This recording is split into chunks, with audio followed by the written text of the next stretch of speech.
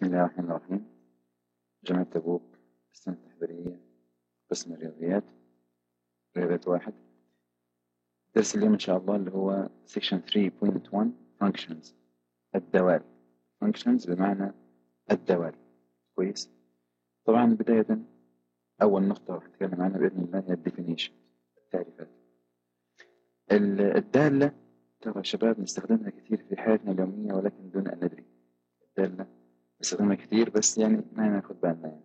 زي ايش مثلا؟ من اشهر الاشياء اللي نسويها في حياتنا اليوميه الذهاب للسوبر ماركت مثلا.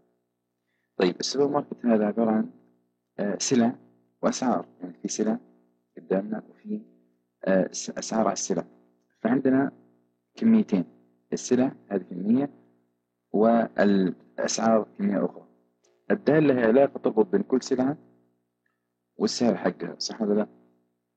وعشان تكون داله بمنتهى البساطه ما أقدر ألاقي سلعة واحدة عليها إيش؟ سعرين، ما ينفع. لا، ممكن أحصل سلعتين عليهم نفس يعني سعر، يعني مثلا سلعة ب5 ريال، سلعة أخرى ب5 ريال، ماشي. أما إني أحصل سلعة واحدة عليها سعرين ما ينفع. الكاشير يجي برا يحط الجهاز حقه ما يمدي يقرأ، صح ولا لا؟ فالدالة باختصار شديد نقول عليها special relation between two sets، يعني علاقة خاصة تربطها شروط رياضية بين مجموعتين، زي مجموعة السلع مجموعة الأسعار. assigns to each element، يعني تخصص لكل element in the first set اللي هي بالنسبة لنا الأهم. طبعا دائما first set المجموعة الأهم اللي هي السلع، إذا ما في سلع ما راح يكون في سعر. one and only one element in the second set، يعني صورة واحدة فقط، أو يعني زي اللي هي إيش؟ اللي هي سعر واحد فقط in the second set. إذا باختصار عندي مجموعتين، مجموعة أولى ومجموعة ثانية، first set و second set. طبعا set يعني مجموعة بالإيش بالعربي. فالمجموعة الأولى هي مجموعة الأصول، نسميها أصول، والثانية مجموعة الصور، اللي بالنسبة لنا في المثال العملي اللي أنا ضربته، المجموعة الأولى هي السلع والمجموعة الثانية هي إيش؟ الأسعار. من ضمن التعريف أيضا الدومين. كلمة دومين مهمة جدا جدا، راح ناخذ عليها أمثلة كثير في آخر المحاضرة. هي المجموعة الأولى، مجموعة الأصول. أما the set of all corresponding elements، يعني مجموعة الصور المرتبطة. كلمة corresponding يعني المناظرة، العناصر المناظرة للمجموعة الأولى. the set of all corresponding elements in the second set، يعني العناصر المناظرة في المجموعة الثانية نسميها إيش؟ الرينج، المدى. طبعا الكلام كده جامد شوي ما هو واضح، تعال نشوف أمثلة توضح الموضوع. احنا الآن عندنا باختصار شديد برضو 4 طرق، تمام، 4 طرق بالضبط للتعبير عن المجموعة، عن الدالة. طرق التعبير عن الدالة، عندنا 4 طرق methods of representing functions. عندنا arrow diagram، المخطط السهمي. عندنا ordered pairs، الأزواج المرتبة. عندنا graph on XY plane اللي هو الرسم في المستوى. وعندنا أخيرا equations اللي هي المعادلات. إذا عندنا كم طريقة يا شباب؟ 4 طرق. طيب عشان نكون واضحين ومنظمين، في كل طريقة نبغى 3 أشياء. الشيء الأول، كيف من خلال هذه الطريقة أعبر عن دالة، أو ما هي الشروط اللي من خلال هذه الطريقة أعبر بها عن الدالة بمفهومها الرياضي اللي أنا قلته قبل شوي. كويس. ثم إذا كانت دالة نبغى نطلع الدومين والرينج. واضح؟ 3 أشياء، شروط الدالة، وبعدين إذا كانت دالة الدومين والرينج. تعالوا يلا أرو دياجرام. طبعا والله أشياء بسيطة جدا جدا جدا جدا، الله المستعان. فنشوف الرسمة الأولى هذه. شوف مثلا أنا كاتب الدومين، يعني اللي هي المفروض تكون دومين يعني ورينج. طبعا يا شباب الثلاثة طلع منها سهم 5 أو سهم إلى 7، خلاص انسى، ما هي دالة. ليش ما هي دالة؟ أنا قلت لكل أصل صورة واحدة فقط. الحين صار عندي أصل له كم صورة؟ صورتين. هذا بخلاف ال5 كمان، سيبك من 5 خليك في 3. خلاص الثلاثة طلع منها سهمين، أصل له بصورتين، ما ينفع. كأني سلعة ولها إيش شباب؟ ولها سعرين، فما ما ينفع في سلعة واحدة لها إيش؟ سعرين. خلاص. إذا نقدر نقول إني not function اللي 3 has 2 arrows، يعني 3 لها سهمين. طيب مثال ثاني، يلا نشوف كذا. هنا شوف السلب 1 راح 3، 0 راح 3، 1 راح 3، راح 3. نعم هذه دالة. تقول لي بس يا دكتور كله رايح لعنصر واحد بس، المجموعة الثانية ما في مشكلة. مش في بعض الأحيان نحصل محل كامل مدفوع عليه كل شيء ب5 ريال، يعني كل السلع اللي بالداخل 5 ريال، ما في مشكلة برضه دالة. الدومين حقها -1 0 1 2، والرينج حقها مجموعة 3 فقط. كويس. طبعا الدومين نحط له أقواس مجموعة من نقاط منفصلة. نيجي للطريقة الثانية. الطريقة الثانية اللي هي ordered pairs، الأزواج المرتبة. تعال نشوف المثال هذا. شوف 0 و A 1 و C. طبعا قبل لا أوضح هذه خلينا نشوف حاجة هنا. من يقدر يحول العلاقة هذه، العلاقة أنا ما أقول دالة، العلاقة هذه لأزواج مرتبة. 3 و5 زوج مرتب، 3 و7 زوج مرتب. لاحظ أن الثلاثة تكررت كمركبة أولى مرتين، صح ولا لا؟ وبالتالي نفينا عنها أنها تكون دالة. طيب نفس الكلام هنا، إذا العنصر الأول أو المركبة الأولى تكررت في الأزواج المرتبة الأخرى ما تصير دالة. يعني شوف الزيرو مثلا، شوف الزيرو تكرر، خلاص كأني بالضبط خرج من الزيرو هذا سهم للA وخرج من الزيرو هذا سهم للD، إذا ما هي دالة بكل بساطة، ليست دالة على طول، not function، لأن الزيرو is repeated. إذا تكرر العنصر الأول ما تكونش دالة. طيب تعال نشوف هذه كده. الزيرو ما تكرر. طب الواحد ما تكرر، الاثنين ما تكرر، والثلاثة وهكذا. تمام. واحد يقول لي بس دكتور الA هنا الA تكررت. يقول له يا حبيبي ما نبغى المركبة الثانية، انساها تماما. انساها ايش تماما؟ زي ما كنا هنا نغض الطرف تماما عن الايش، عن الرينج او عن المجموعة الأخرى. أنا يهمني المجموعة الأولى. كويس. فهذه دالة. حبينا نجيب الدومين، ناخذ الايش، المركبات الأولى أو الأولى، يعني اللي هي 0 1 2 3. أما الرينج المركبات الثانية A B اللي قلناها خلاص C.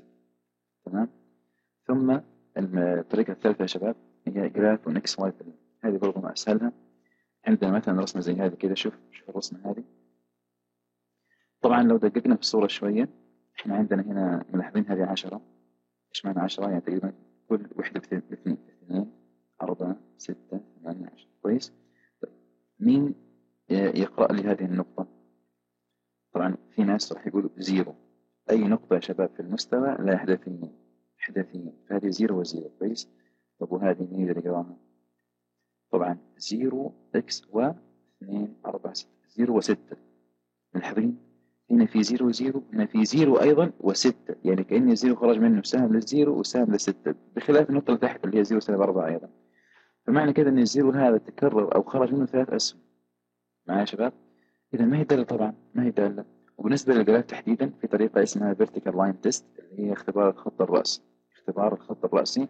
إذا عندنا دالة مرسومة أو عندنا يعني علاقة مرسومة زي كذا، يمدينا نحط خط رأسي. إذا قطع المنحنى في أكثر من نقطة ما تصير دالة. طبعا واي نفسه خط رأسي، أنا يعني خدته كخط رأسي حقي، ويتضح أنه يتقاطع مع المنحنى في 3 نقاط، إذا ما هي دالة بالvertical line test.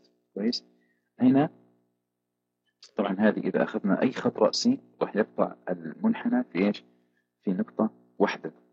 واحد ممكن يقول لي دكتور هذا محور الواي ترى في نقطتين، هذه نقطة وهذه نقطة. أقول الله يهديك بس هذا إكس، هذا محور إكس، ما هو المنحنى. أنا أتكلم عن المنحنى نفسه، المنحنى اللي هو مرسوم هذا المنحنى الدالة. كويس. فهي طبعا دالة. طب تعالوا نطلع الدومين من الرسمة والرينج من الرسمة. طبعا هذه جزئية في الدرس القادم، بس أنا حبيت أحطه في هذا المكان اللي حسن مناسب له. أبغى أطلع الدومين يا شباب. من الآخر الدومين معروف إنه هو محور الإكس. زي ما كنا نقول، مش إحنا بنزوج المرتب مثلا إكس وواي، إكس المجموعة الأولى واي المجموعة الثانية. إكس تجيب منها الدومين والواي نجيب منها الرينج. كويس. الحين دائما في الدومين والرينج أنصحكم بنصيحة: ابدأ من السالب ما لا نهاية.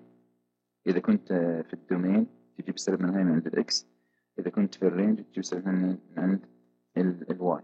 كويس.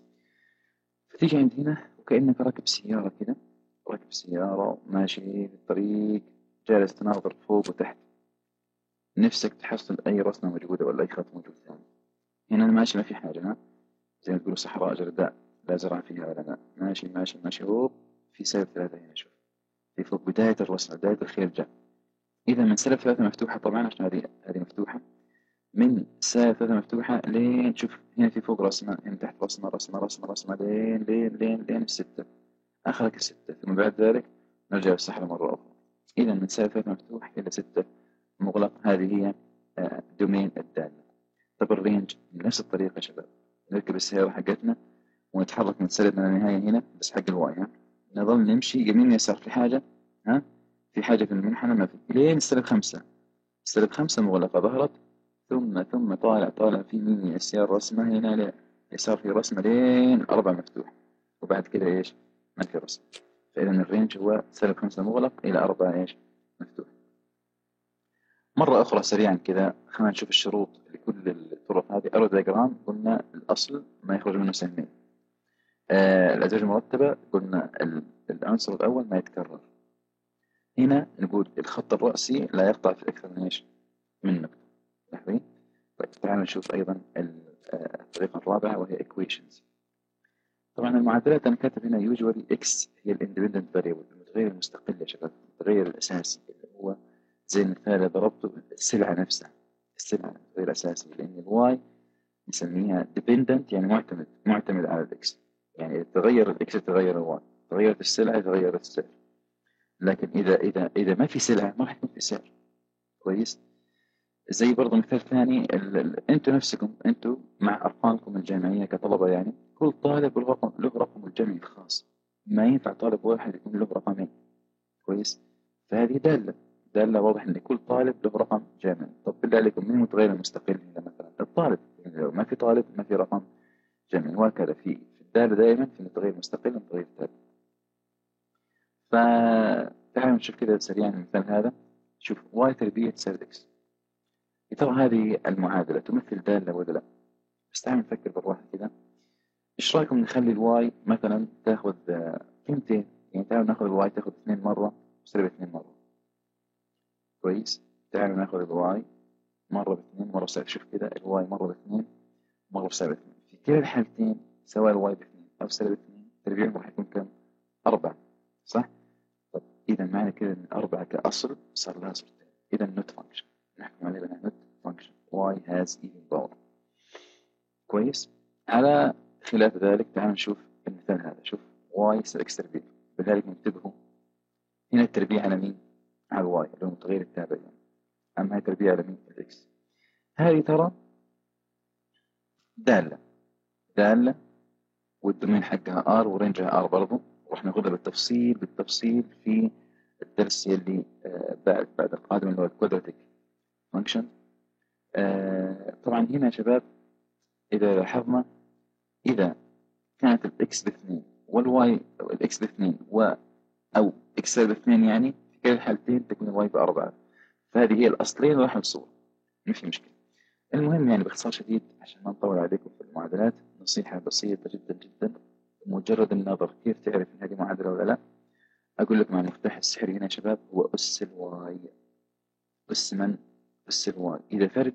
إذا فردي ركزوا معي، إذا فردي دالة، إذا زوجي ليست دالة فانكشن. إذا أول ما تشوف معادلة عينك على طول زي الصقر كده على أس الواي، تنظر لأس الواي. إذا زوجي خلاص ما هي دالة، انسى، بسبب موضوع الموجب والسالب هذا.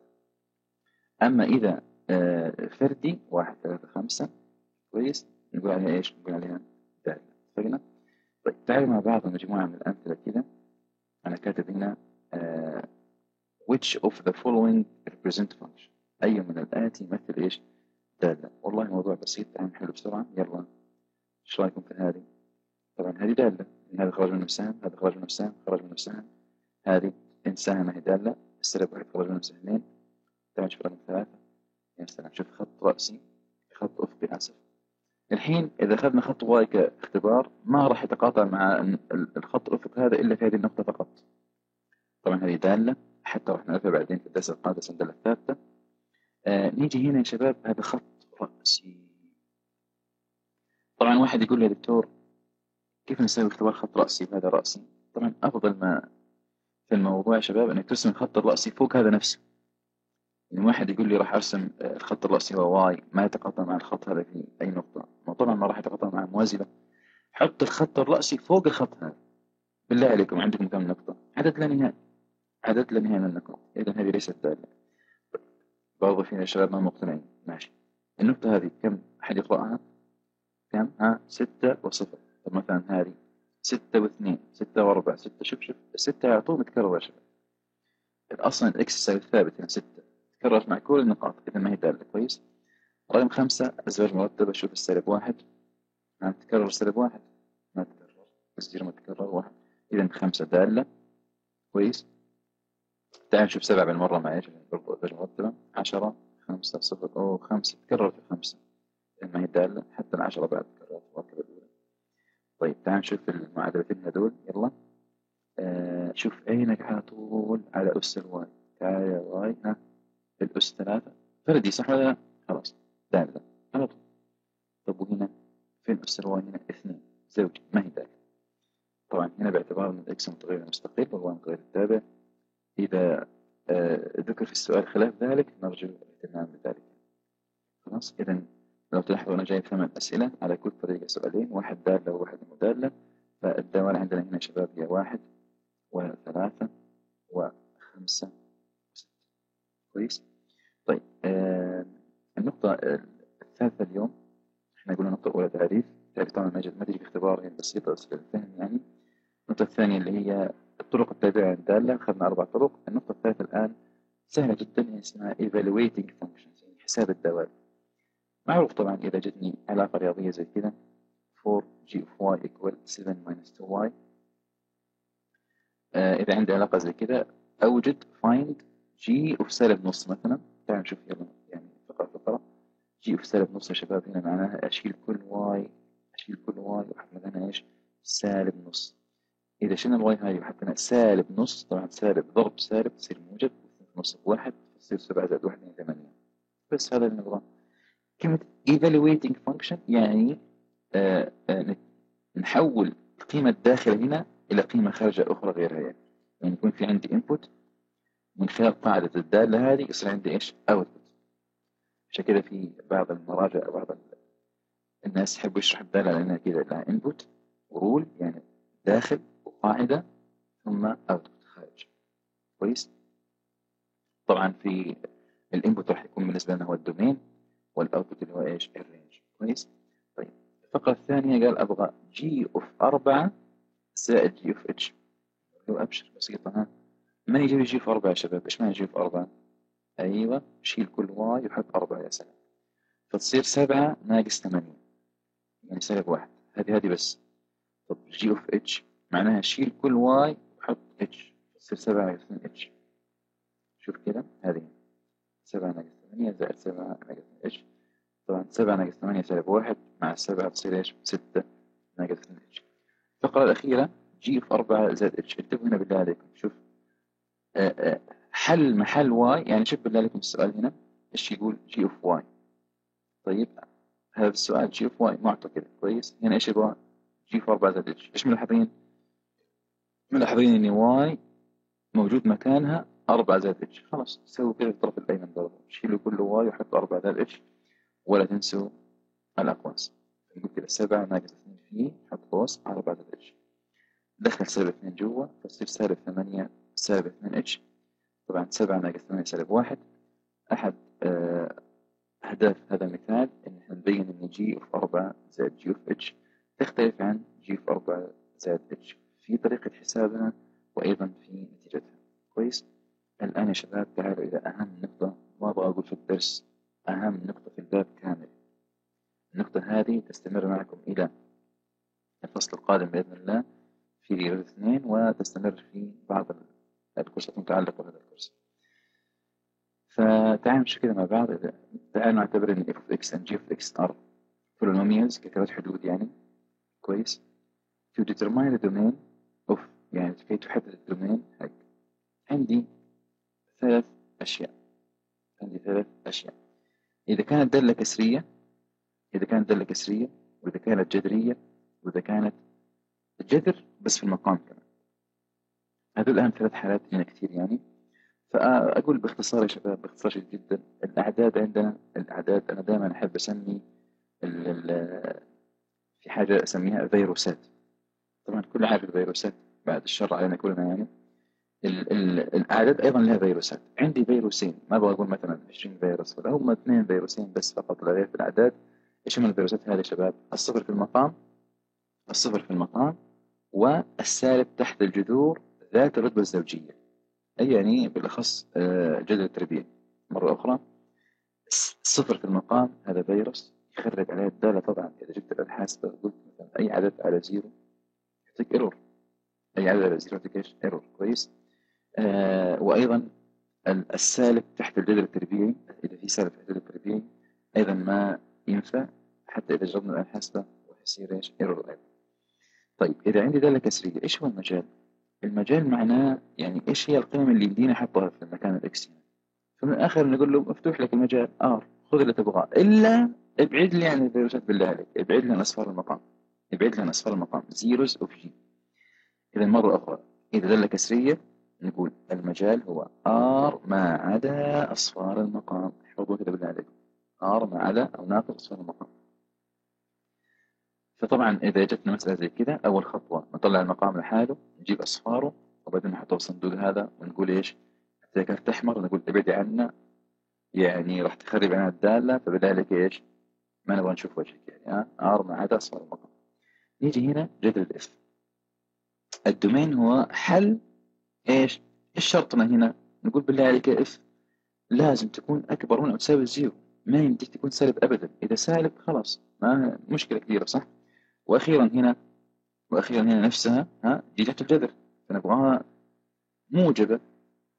طب هنا ينفع يكون صفر، ما في مشكله يكون صفر لان الجذر صفر بصفر. اما هنا لا لا لا مشكله كبيره، إذا الجذر في المقام ما نبغى نسوي صفر أيضا، فراح نشيل بس علامة يساوي.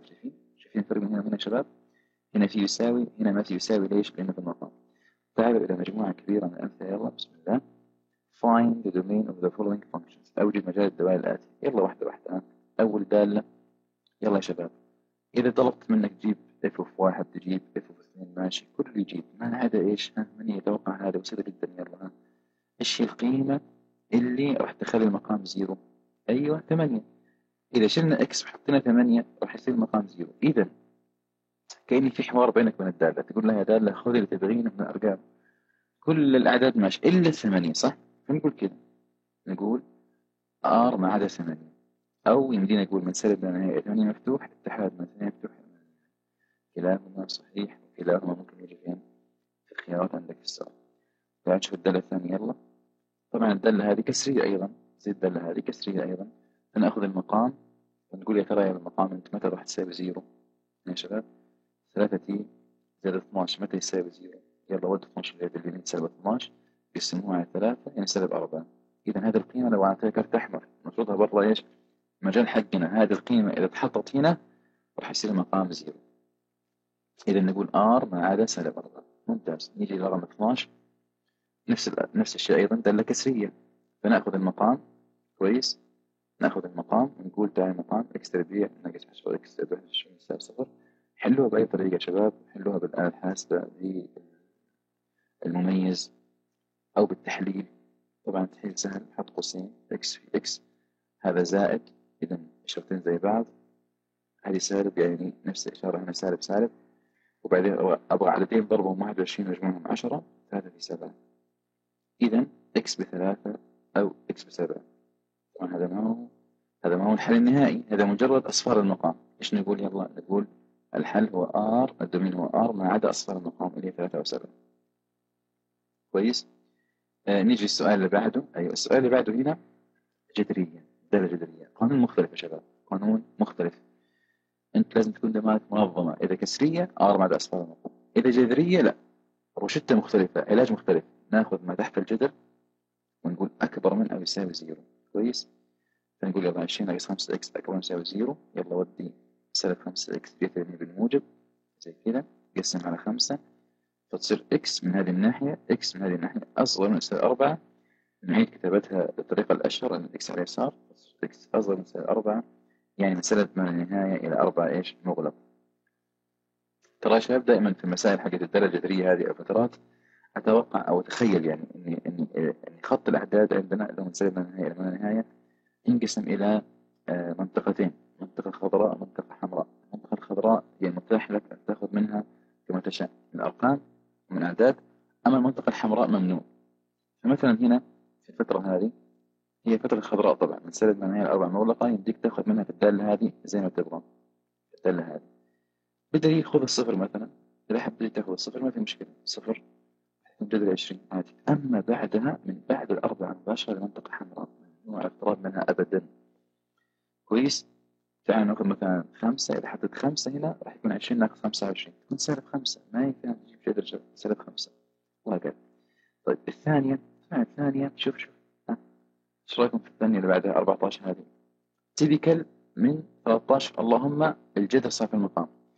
إذا حلها لن يختلف عن اللي قبلها إلا في شيء واحد بس، تعرفون ايش هو؟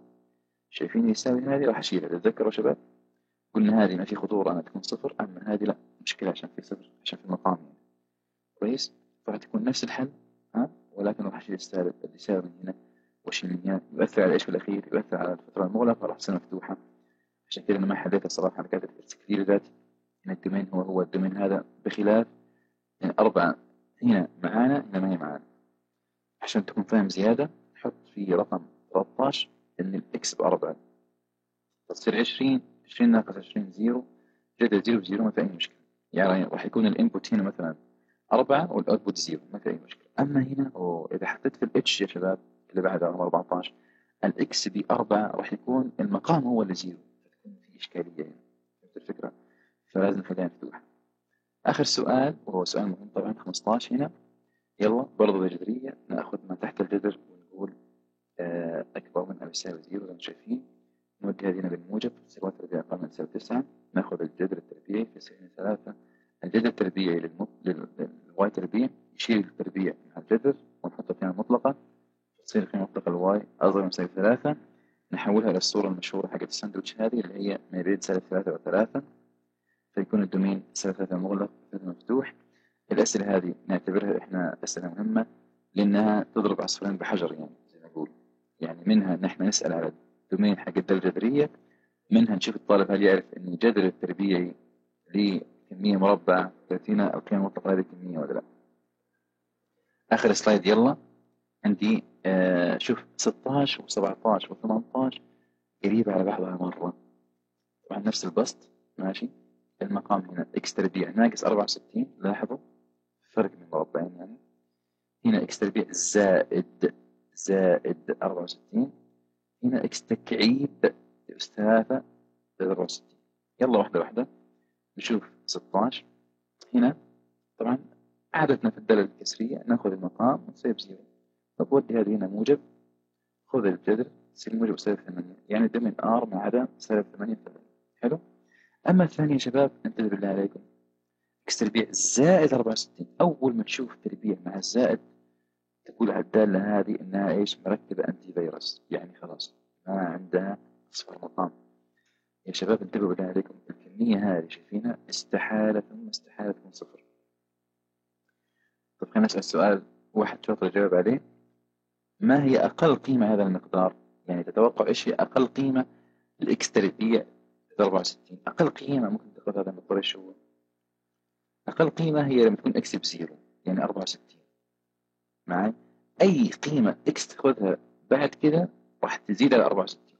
يعني مثلا واحد تربيع بواحد مع 64 65. طب -1 هاي نقصها؟ لا، -1 راح يتربع يصير موجب فوق 64 برضه 65. هذا المقدار كانت ب0 وبالتالي الدومين R. أول ما تشوف دالة كسرية معك مربع ما هو إيش؟ ما هو أي أس مع الزائد على طول إيش؟ تقول R. طبعا تربيع أو أس زوجي، بصراحة أي أس زوجي مع الزائد هذا ضد الفيروسات على طول. 18 أنا حبيت أجيب يعني مسألة زي هذه زائد برضه كل شيء بس تكعيب. التكعيب طبعا عادي. كيف يعني عادي؟ يعني أسايب صفر ماشي، أوديك هذه -64 آخذ الجذر التكعيبي فتصير -8 -4 آسف -4 فالدومين R ما عدا -4. طيب المجموعة اللي بعدها 19 20 21 يلا قريبة على بعضها مرة. 2 على إكس ناقص 2 من 2 على جذر إكس ناقص 2 نفس اللي قبلها بس حطيت جذر على المقام كامل. هذه حطيت جذر مو على المقام كامل، على جزء بس من المقام، وهذه في غاية الأهمية يا شباب، مهمة جدا. حطيت جذر على جزء من المقام، يعني من أجمل ما يكون 21. طيب تعالوا بصراحة نشوف 19 طبعا جبتوها في 8 أكيد R ما عدا 2. كويس، لأن أصفار المقام هنا 2. هنا نأخذ ما تحت الجذر ونقول أكبر من أو يساوي ولا أكبر من بس؟ أيوة أكبر من بس عشان في المقام. كويس، فنقول كده إكس ناقص أكبر من 0 يعني إكس أكبر من 2 يعني من 2 مفتوح وما نهاية. أما الأخيرة هذه تحس أنها جمعت بين الحسنين، جمعت بين أن يكون في جزء من المقام إذا جبت جذر إنه يكون في مقام كامل.